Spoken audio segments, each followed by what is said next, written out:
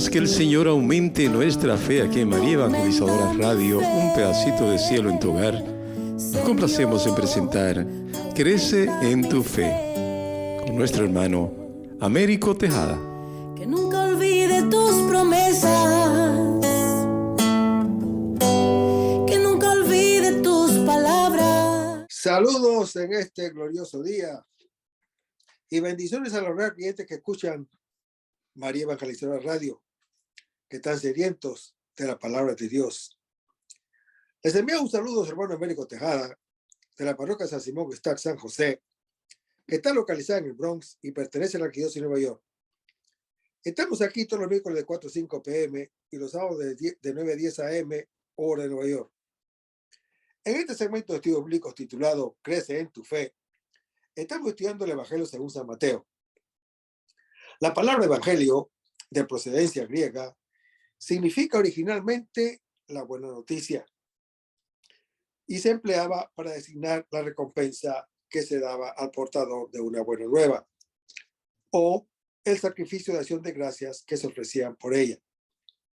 El apóstol Mateo escribe desde la Palestina para un público de judíos o de cristianos venidos del judaísmo.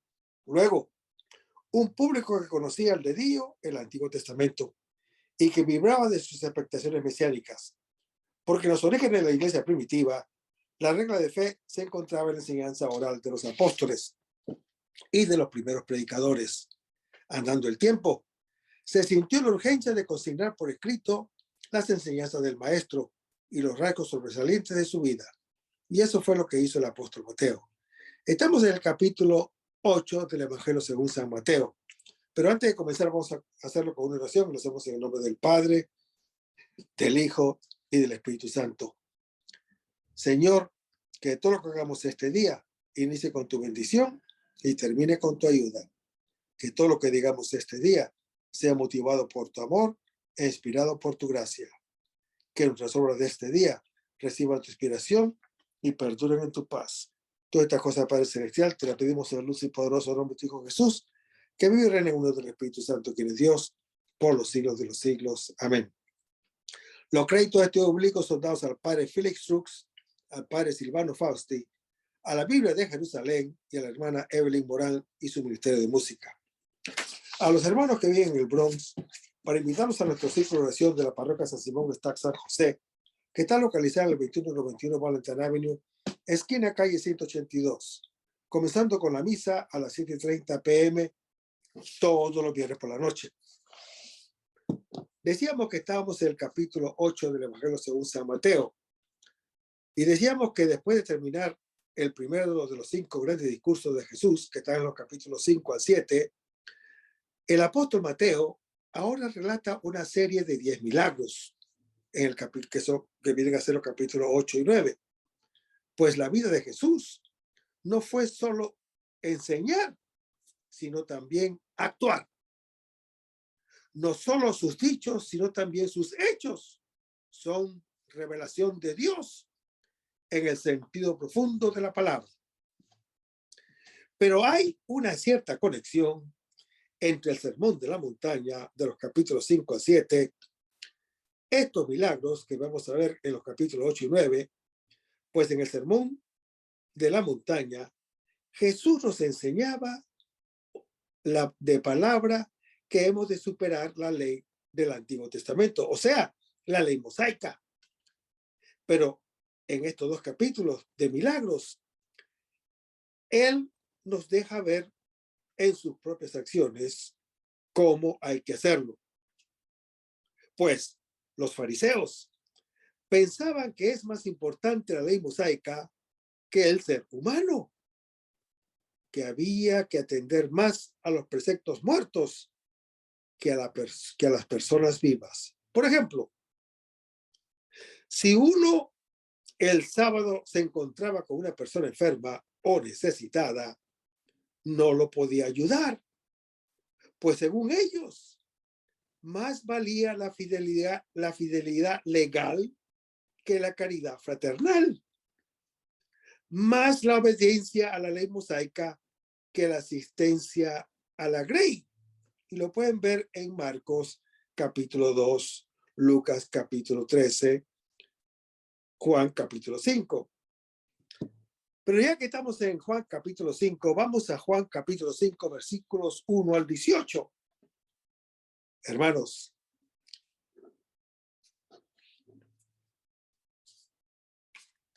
estos versículos que vamos a leer o que vamos a meditar, al lado oriental, nos dice que al lado de la oriental de la piscina de los 5 pórticos, fuera de las murallas de Jerusalén, en aquel tiempo, se encontraron restos de un santuario pagano con baños medicinales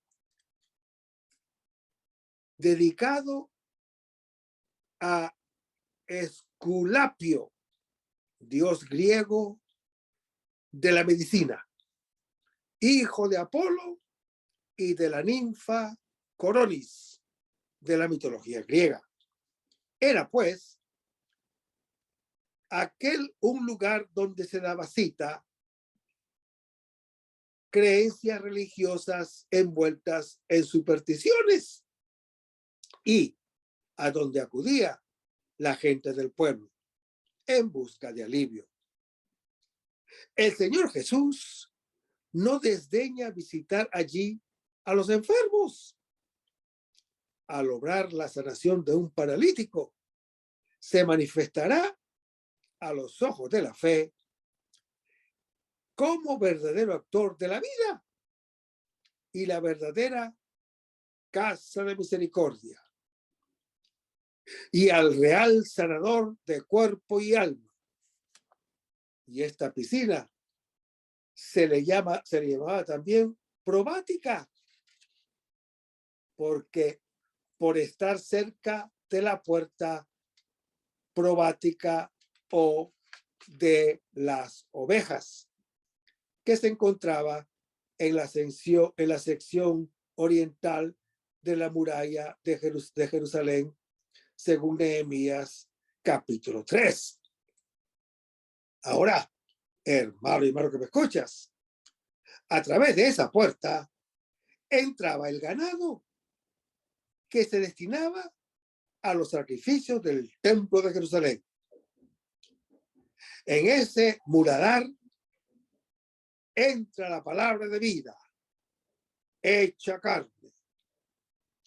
El Señor Jesús es el buen pastor que viene a ocuparse de su grey y a curar sus ovejas, según lo anuncia Zacarías capítulo 2. El escenario es la piscina, atestada de enfermos, atestada de ciegos, atestada de cojos, atestada de paralíticos. Sobre el trasfondo aparece el agua, quieta o agitada. No se especifica cuál fiesta de los judíos era. Más tarde se dirá que era sábado, o sea, el Shabbat de los judíos. Esos ciegos, esos cojos, esos paralíticos, esos enfermos al borde de la piscina, son gentes privadas de aquella linfa vital que proviene del estar erectos, del poder ver y del poder caminar a la luz de la vida. Son sarmientos secos, son leños secos, como la mano seca del hombre en la sinagoga que describe el evangelista Marcos en su capítulo 3. Evocan el pueblo de huesos áridos y secos de que habla el profeta Ezequiel en su capítulo 37. Esperaban el movimiento del agua. Hermanos, el agua, símbolo de la vida, se movía de tanto en tanto cuando se abrían las esclusas para llenar la piscina. Ahora está muerta y detenida. Se destaca la presencia de un hombre en medio de aquella multitud. Dice la Escritura que estaba enfermo. Este hombre, hermano que me escuchas, está preso de su condición. No poder detenerse en pie. Está preso de su mal y aprisionado por él. El sábado no es para él alegría y descanso. Es solo prohibición. Su vida consiste en padecer el mal. Los jefes judíos, en cambio, creen que hacen fiesta porque guardan las prohibiciones de la ley mosaica y la imponen a los demás. Cuando le dicen, no te es lícito, decían ellos, 38 años. Habla de Deuteronomio capítulo 2. Son los años en el desierto para aquellos que salieron de la esclavitud egipcia y perecieron sin llegar a la tierra prometida, según lo anuncia el Salmo 95. Este hombre, hermano que me escuchas, ha nacido para morir y espera la muerte. Con la frustrante esperanza de una inalcanzable agua milagrosa. Está a punto de morir. Y el Señor Jesús llega antes de que muera. Jesús le dice, ¿quieres sanarte? La pregunta no es innecesaria, ni está de más. Ese hombre es un enfermo crónico en quien se ha extinguido el anhelo de vivir. Pero el anhelo es la mano para recibir el don. En la mujer samaritana, Jesús despierta el deseo del agua viva. En este hombre enfermo arde una vida sana a la que ha renunciado. Ese es su pecado, la falta de esperanza. Hermanos, Dios es amor y vida. Don que se comunica y cada uno lo recibe en la medida en que lo desea. Este enfermo no tiene a nadie. Su necesidad lo ha encerrado en su soledad. Está al borde de la piscina, sin poder nunca entrar en ella. En el momento preciso, como en una pesadilla, cuando llega allí, siempre llega demasiado tarde. Con todo, sigue estando allí, jugando el juego del perdedor, sabiendo de antemano que todo es una ilusión, que desemboca en una nueva decepción. Está allí obligado. Son otros los que han puesto, lo que han puesto allí. Le dice Jesús, levántate, toma tu camilla y camina. Hermanos, esa camilla en la que yace el enfermo es símbolo de la ley mosaica que lo tiene prisionero, como transgresor que lo conduce a la puerta de las ovejas, fuera del agua y de la fiesta del Shabbat. ahora el hombre puede llevarla caminando hasta el templo, en donde vuelve a encontrarse con el Señor Jesús. Si antes estaba enfermo, ahora está vivo y resucitado, porque puede caminar, puede vivir según la palabra. Si antes estaba reducido a la inmovilidad, ahora, hermano que me escuchas, es capaz de llevar libremente aquello que antes lo llevaba a él como prisionero. La sanación del Señor Jesús ocasiona una violación de las prescripciones sobre el reposo sabático, según lo anuncia Jeremías en su capítulo 17. Se entabla entonces un diálogo entre el paralítico sanado y los judíos, que le advierten la violación de la ley mosaica cuando le dicen: es Shabbat y no te es lícito tomar tu camilla. Hermanos, a ellos no les importa que el hombre haya quedado sano y pueda caminar, porque viven ocupados en el declarar lo que no está permitido hacer en el sábado, o sea, en el Shabbat. No son capaces de entender que llevar la camilla no es una transgresión a la ley mosaica, sino el símbolo mismo del cumplimiento de la ley. La presencia de los guardianes de la ley, en que había sido el que había sido enfermo, responde que un hombre lo ha sanado, cosa que a ellos no les interesa,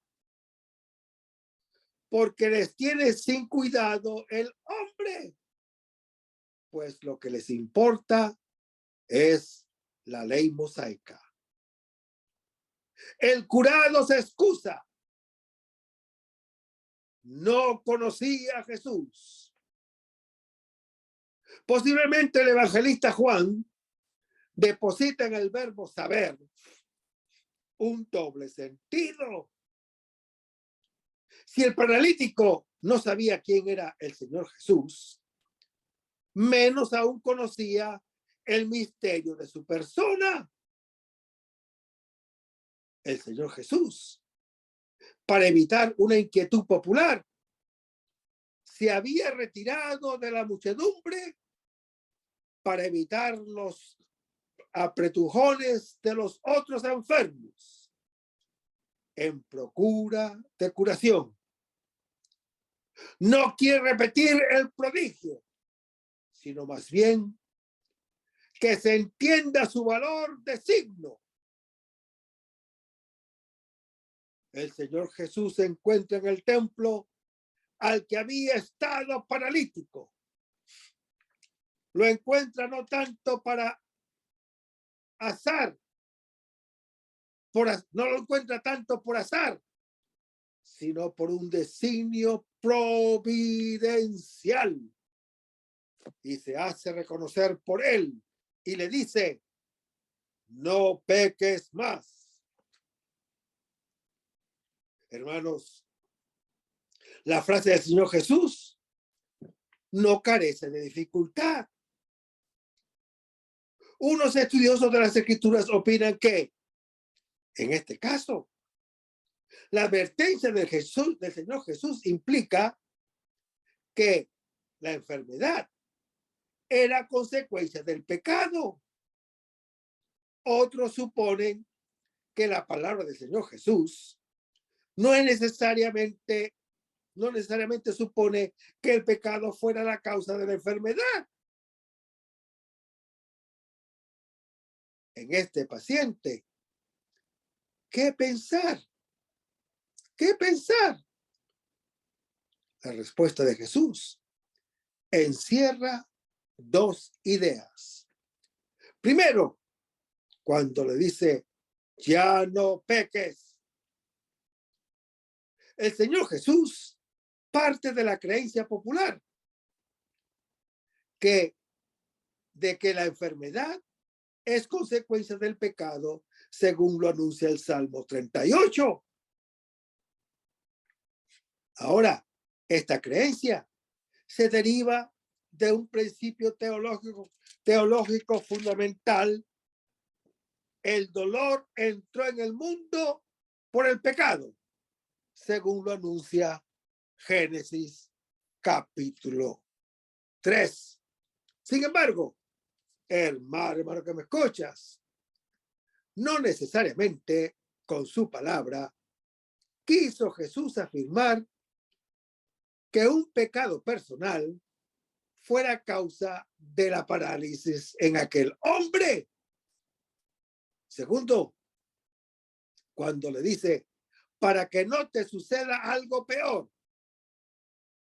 Hermanos, un pecado es, en la mentalidad bíblica, una ofensa contra Dios y puede acarrear a quien lo comete a una muerte espiritual, la cual en sí misma es un mal mayor que una enfermedad de 38 años, según Juan capítulo 5.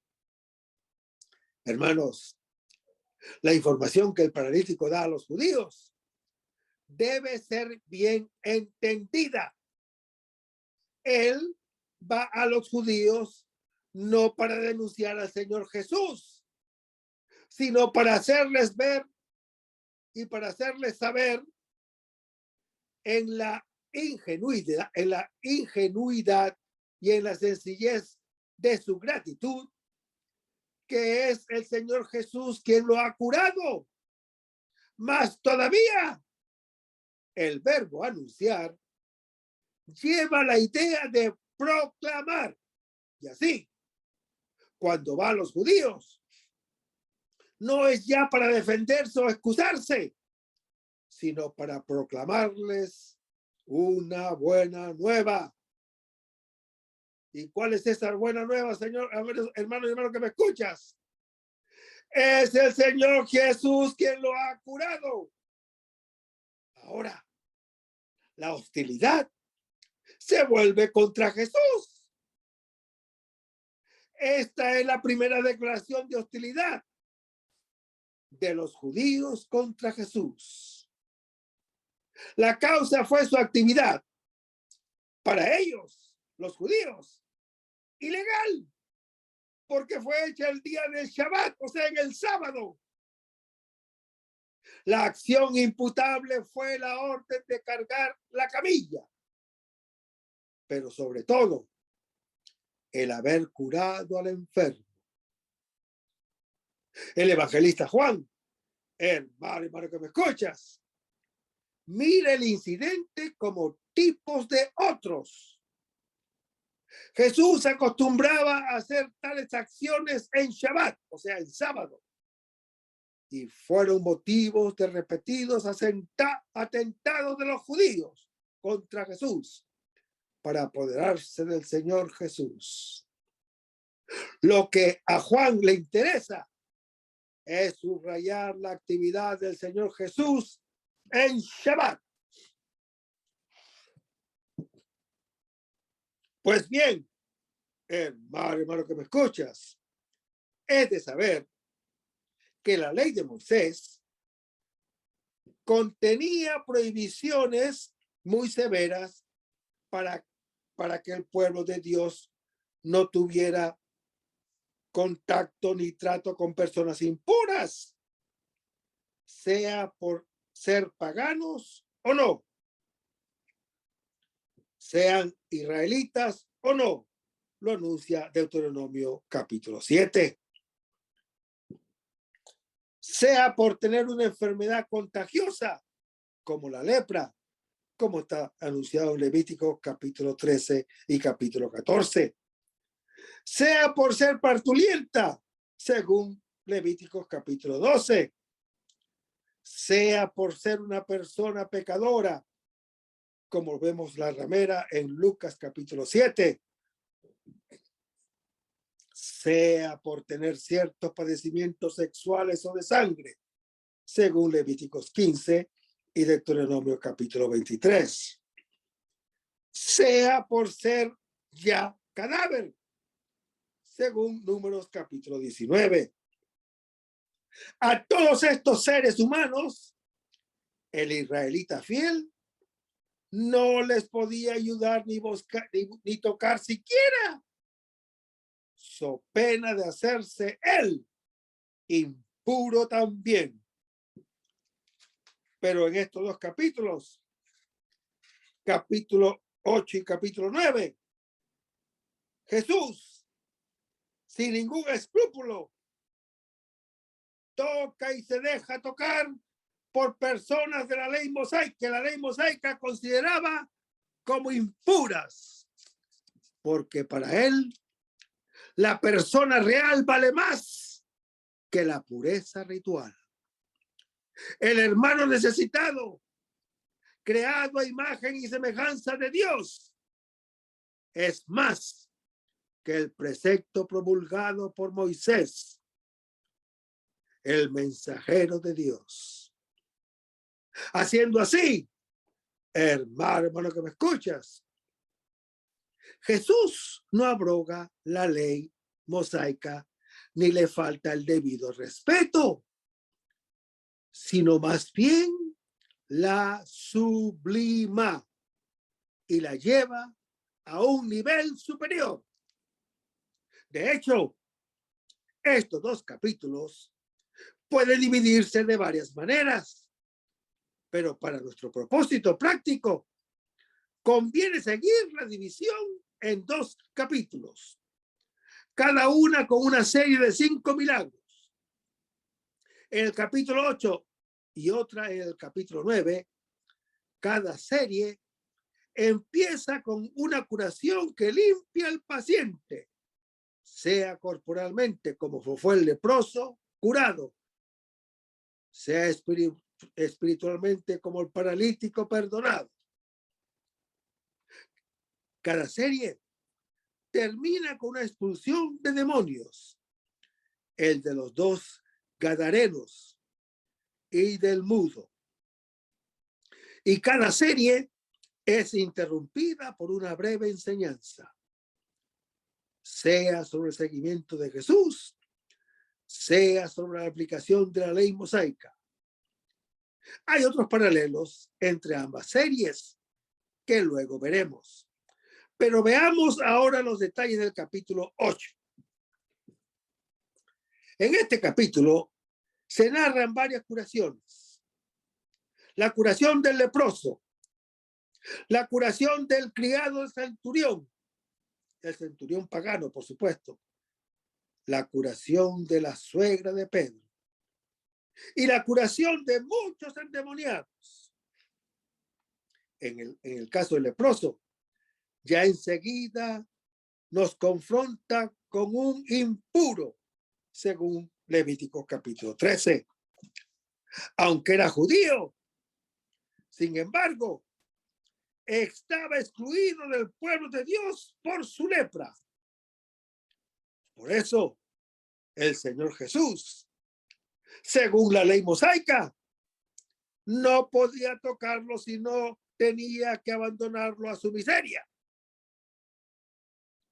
Pero Jesús va por encima de este precepto, pues lo que era imposible a la ley mosaica, como lo dice Romanos capítulo 8, eso le era posible a Jesús, que es salvar, que es curar, que es sanar, que es hacer feliz, que es incorporar de nuevo al proscripto en la comunión con Dios y con los hermanos.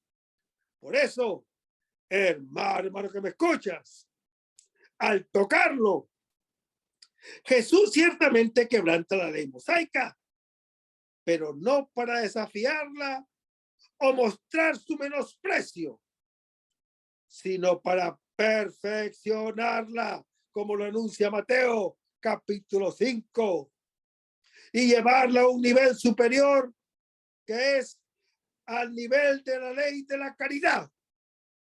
Bendito y alabado sea el nombre del Señor Jesús.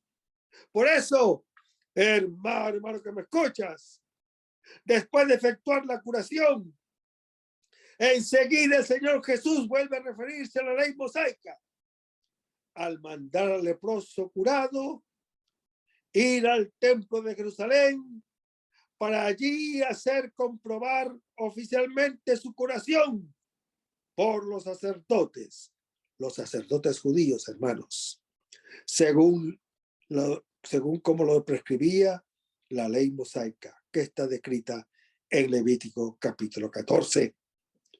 Esto sirve, por un lado, para expresar el respeto de Jesús, ¿quién?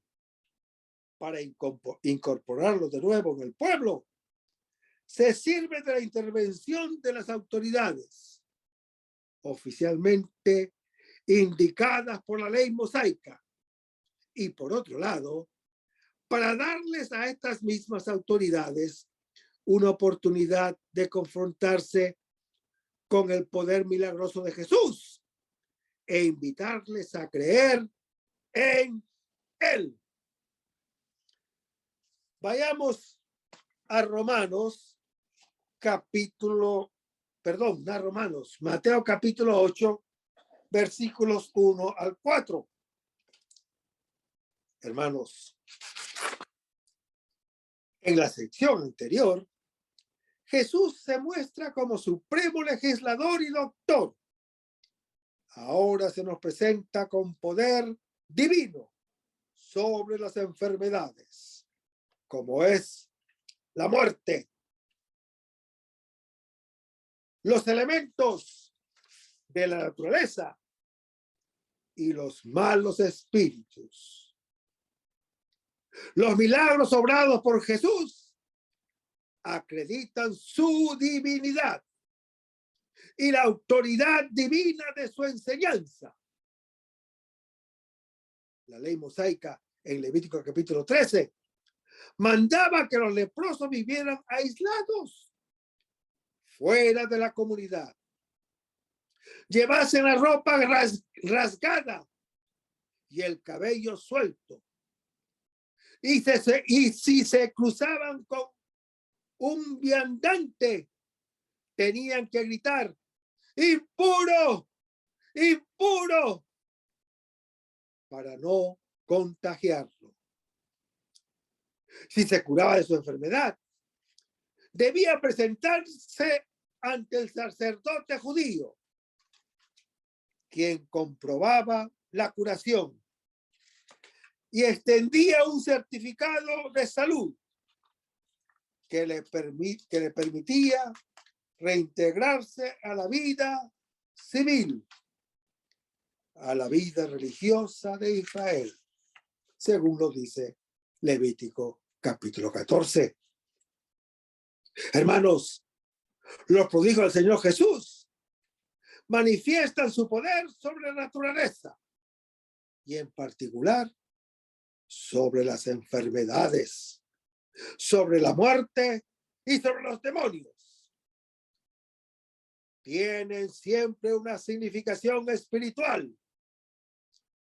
Al anunciar los dones de la era mesiánica, como cuando Jesús en las bodas de Caná convierte el agua en vino, como lo describe Juan en su capítulo 2, como cuando Juan el Bautista, que estaba preso en la cárcel, envió a sus discípulos a preguntarle: ¿eres tú el que ha de venir o debemos esperar a otro? El Bautista está desconcertado por un Mesías tan diferente de aquel que esperaba. Jesús le responde a los discípulos del Bautista: Vayan y cuenten a Juan lo que oyen y ven. Los ciegos ven y los cojos andan. Los leprosos quedan limpios y los sordos oyen. Los muertos resucitan y se anuncia a los pobres la buena nueva, como lo describe Mateo capítulo 11. El Señor Jesús hace ver a los discípulos del Bautista que ante sus ojos se han producido los signos que de las antiguas profecías, que todas aquellas profecías habían anunciado como propio del Mesías, como lo anuncia el profeta Isaías en su capítulo 35. Ahora, hermano que me escuchas, en la era mesiánica, así como había dones, también había castigos, como en la parábola del banquete nupcial. El hombre que estaba sin traje de boda, que son las obras de justicia que deben acompañar a la fe, es echado a las tinieblas de fuera en Mateo capítulo 22. Y en la parábola de los talentos, al siervo inútil será echado a las tinieblas de afuera, porque no hizo fructificar los dones recibidos para el desarrollo del reino de Dios, como lo anuncia Mateo capítulo 25. Estos dones, hermano que me escuchas, que son de la era mesiánica, aunque realizados por misericordia, como a los ciegos de Jericó en Mateo capítulo 20, son signos destinados a confirmar la fe, como más tarde lo serán los realizados por los apóstoles. Los milagros aquí descritos preparan las consignas de la misión de Jesús. La curación del criado del centurión nos familiariza con otro grupo de impuros que son para los judíos, los paganos. Pues el centurión, es decir, jefe militar de 100 soldados, era oficial del ejército romano.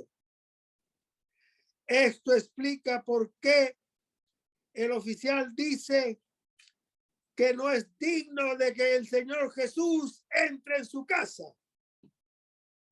pues esto habría contaminado a Jesús con la impureza legal del pagano, como lo anuncia Juan capítulo 18.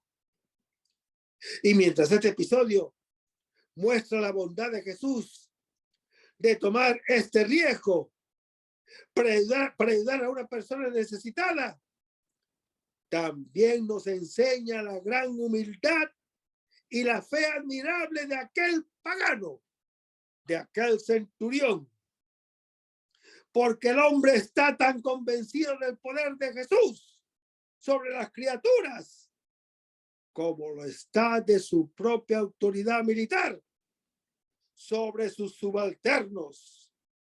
Para él, la palabra de Jesús es tan eficaz y poderosa como lo es una orden militar del general en su ejército. Con esto, hermano que me escuchas, el centurión atribuye a la palabra de Jesús el mismo poderío omnipotente y divino sobre las criaturas que el Antiguo Testamento había atribuido a la palabra creadora de Dios. Cuando se lee cómo baja la lluvia y la nieve del cielo y no vuelven allá sin haber empapado la tierra y haberla hecha germinar, Así es mi palabra que sale de mi boca. No vuelve a mí de vacío, sin que haya realizado lo que yo quería y haya cumplido aquello a lo que yo la envié. Nos anuncia el profeta Isaías en su capítulo 55. Hermanos, tener una tal confianza en alguien es lo que la Escritura llama fe. Pues fe no es tanto una cosa cerebral, aceptar intelectualmente una serie de proporciones o verdades, sino que fe es más aún confiar en alguien, un abandonarse en alguien, un arrojarse a la merced de alguien, porque se está convencido de su promesa de ayuda y de su poderío para cumplirla. Esta es la actitud mental que Jesús requiere para que veamos su fuerza y sus milagros. Eso es lo que Jesús exige de todo creyente. Fe en su promesa, fe en su poder. Sin esto, hermano que me escuchas, no hay milagro. Sin esto, no hay salvación. Pero donde quiera que sí se dé tal fe, Jesús salva. No importa que sean judíos o paganos, porque las viejas categorías ya desaparecen en Cristo Jesús. De hecho, hermano que me escuchas, Jesús encuentra más fe entre paganos que entre los judíos.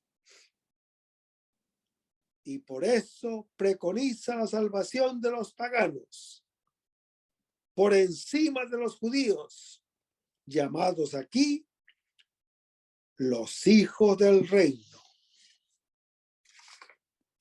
Vayamos a Mateo capítulo 8, versículos 5 al 13. Hermanos, aquí se destaca la fe de este hombre en el poder del Señor Jesús. El centurión confiesa que, igual que él, que actúa en nombre del César, y sus órdenes se acatan por el poder del emperador, el Señor Jesús actúa con una potestad o con la potestad de Dios.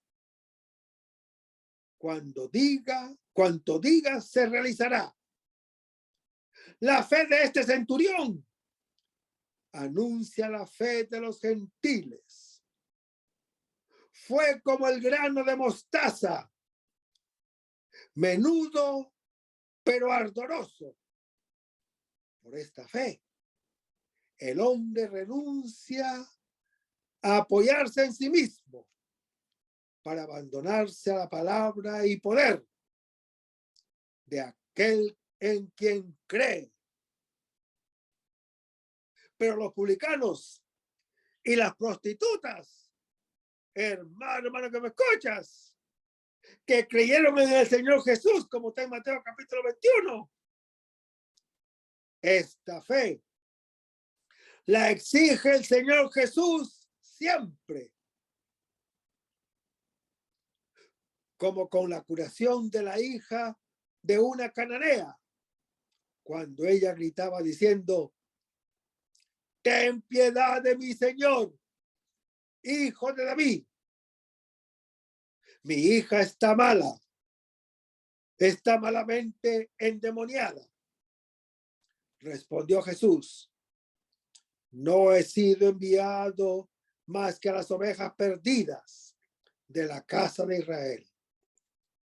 Ella, no obstante, vino a postrarse ante él y le dijo: Señor, socórreme. Él respondió: no está bien tomar el pan de los hijos y echárselo a los perritos, pero también los perros. Sí, señor, dijo ella, o repuso ella, pero también los perritos comen de los manjares que caen de la mesa de los amos. Entonces, el Señor Jesús le respondió: mujer, grande es tu fe, que te suceda como deseas. Y desde aquel momento quedó curada su hija, como lo describe el apóstol Mateo en su capítulo 15. Hermanos, esta fe es la que descubre el sentido de los milagros, pero muchos lo rechazan. Y los discípulos son tardos en creer, como cuando las mujeres ante el sepulcro vacío y al escuchar el mensaje de los ángeles de que Jesús había resucitado. Regresaron donde los apóstoles para contarles lo que vieron y oyeron. Pero los apóstoles no le creyeron. Y esto, hermano y hermana que me escuchas, está relatado en Lucas capítulo 24. Pero es la primera condición indispensable de la salvación. Y esta condición, hermano que me escuchas, es creer. O sea, tener fe según Hechos capítulo 3. La curación de la suegra de Pedro tiene otra vez el detalle de que Jesús cura muchas veces también por el contacto físico, imponiendo las manos. Ya lo hizo con el leproso. Aquí lo hace con la suegra de Pedro y lo hará con la hija de Jairo y con los ciegos, y se dejará tocar por la hemorroísa. Otras veces hace sus milagros con la mera palabra. El criado del centurión. Aquí muchos enfermos. Vemos la tempestad. Vemos los endemoniados. Vemos el paralítico y probablemente el mudo. Estos son los dos elementos con que el Señor Jesús todavía sigue sanándonos aún ahora. A nosotros también. A saber, en sus sacramentos. Pues cada sacramento, hermano que me escuchas, consta de dos componentes esenciales. Por un lado, un elemento físico, ya sea el agua, ya sea el pan, ya sea el óleo, ya sea la imposición de manos. Y por otro lado, la palabra, que es la fórmula sacramental. Extraño es el uso de la cita de Isaías con que Mateo concluye esta sección de milagros, cuando dice: Él tomó nuestras flaquezas y cargó con nuestras enfermedades, como lo anuncia Isaías en su capítulo 53. Este texto, hermano que me escuchas, suele aplicarse a la pasión del Señor Jesús, de Cristo, cuando Él sufría en el cuerpo por razón de nuestras culpas y flaquezas morales. Mientras aquí el apóstol Mateo lo parece interpretar como de nuestras dolencias corporales. Pero otra vez nos topamos aquí con aquella misteriosa verdad bíblica de que entre el mal moral, que es el pecado, y el mal físico, que es el sufrimiento, existe una relación profunda, una relación subterránea, una relación difícil de definir.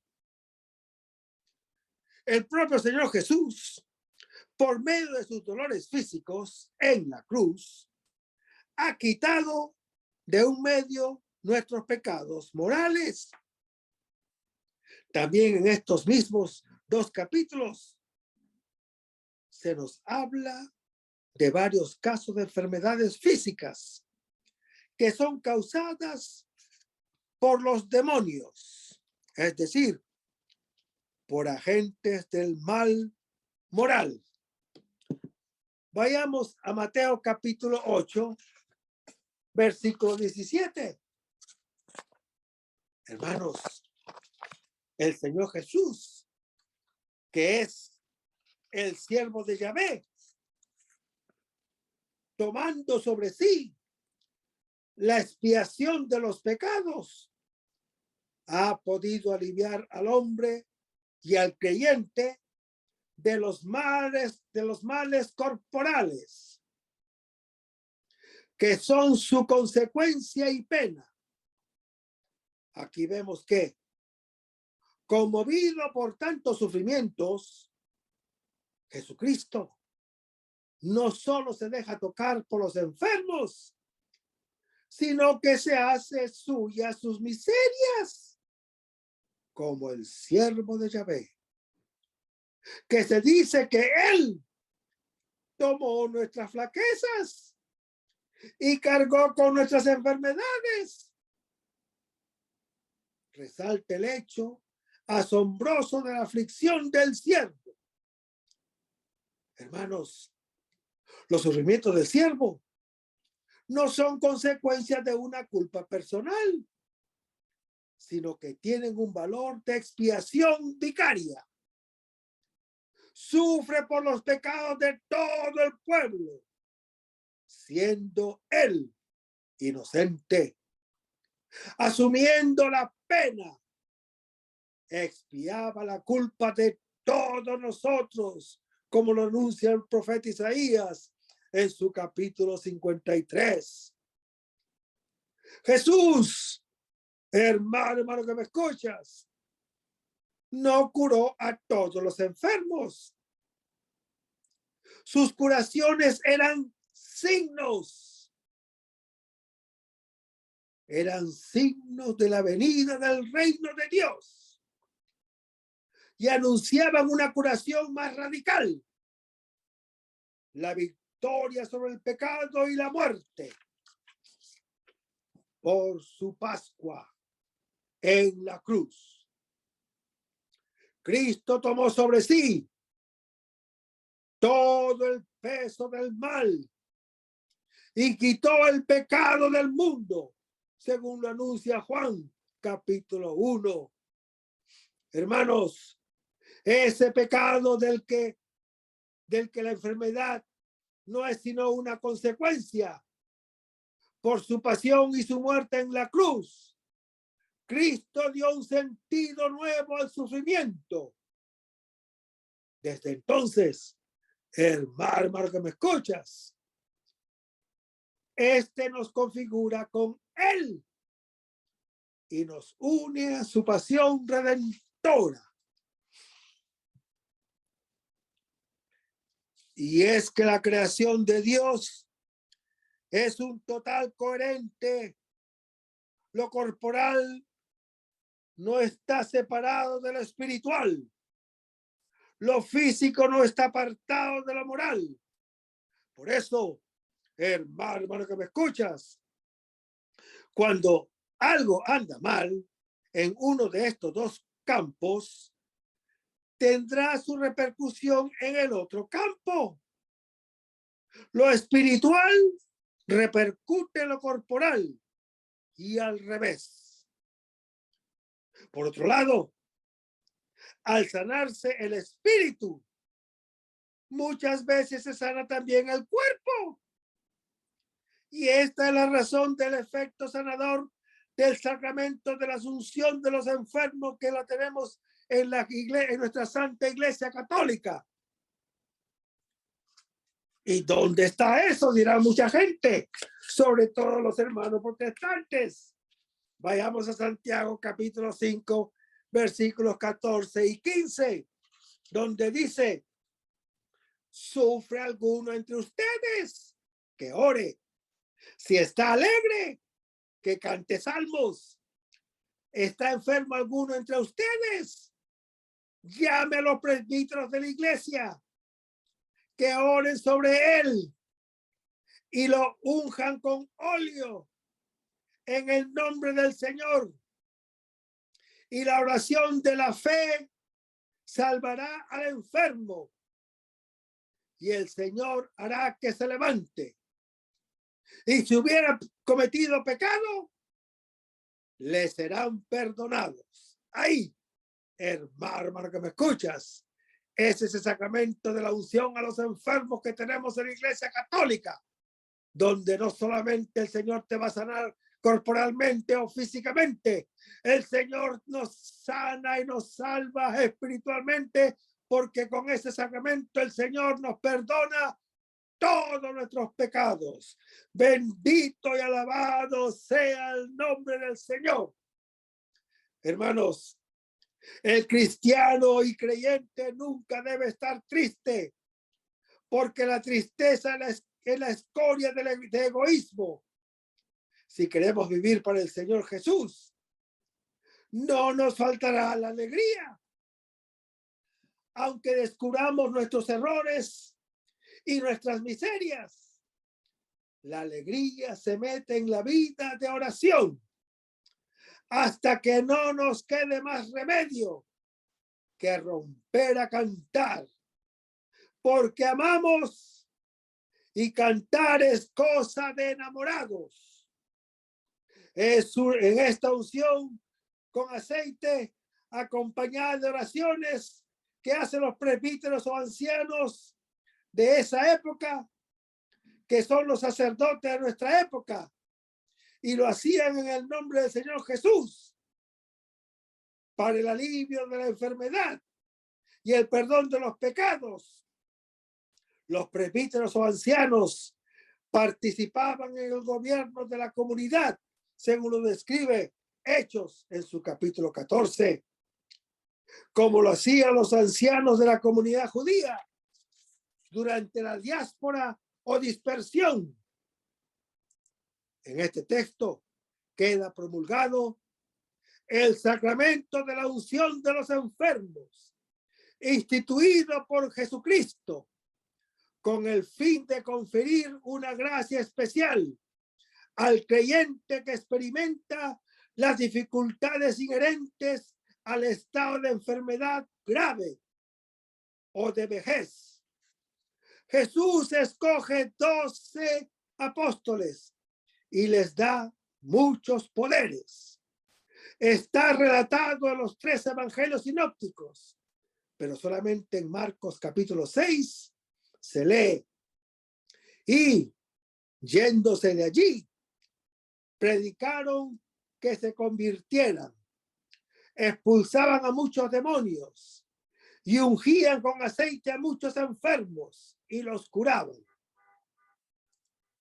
Hermanos, aquí vemos que San Marcos recoge la unción con aceite de los apóstoles a los enfermos, instituido por el Señor Jesús. El evangelista Santiago, en su carta, menciona la existencia de este sacramento, que confiere una gracia particular, une más íntimamente al enfermo a la pasión de Cristo, otorgándole fortaleza, otorgándole paz, otorgándole ánimo y también otorgándole el perdón de los pecados. Si el enfermo no ha podido confesarse, además, este sacramento concede a veces, si Dios lo quiere, la recuperación de la salud física. Como los otros dos milagros de este capítulo van a realizarse en lo largo y en la otra orilla del mismo, Jesús tiene que embarcarse con los discípulos que le quieren seguir. Esto da ocasión a explicar qué significa eso de seguir a Jesús. Pues, desde luego, es más que meramente viajar con él por las mismas rutas geográficas. Es una experiencia espiritual. Es una aventura de fe. Y el resto, hermano que me escuchas, lo vamos a ver en el próximo segmento. Vamos a despedirnos con una oración y lo hacemos en el nombre del Padre, del Hijo y del Espíritu Santo. Señor Jesús, ayúdanos a conservar el fervor espiritual, la dulce y confortable alegría de evangelizar, incluso cuando hay que sembrar entre lágrimas, como Juan el Bautista, como lo hicieron los apóstoles Pedro y Pablo y los otros apóstoles, y también esa gran multitud de evangelizadores que se han sucedido a lo largo de la historia de la Iglesia Católica, con un ímpetu interior que nada ni nadie sea capaz de extinguir. Señor Jesús, que sea esta la mayor alegría de nuestras vidas entregadas al Evangelio. Y ojalá que el mundo actual pueda así recibir la buena nueva de tu Evangelio, porque tenemos la tarea de anunciar el reino de Dios y de implantar tu iglesia en este mundo que todavía no te conoce. Todas estas cosas, Padre Celestial, te las pedimos en el poderoso y dulce nombre de tu Hijo Jesús, que vive y reina en unión del Espíritu Santo, quien es Dios, por los siglos de los siglos. Amén. Hasta el próximo segmento.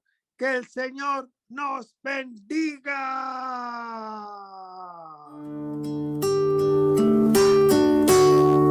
Aumenta mi fe, Señor, aumenta mi fe.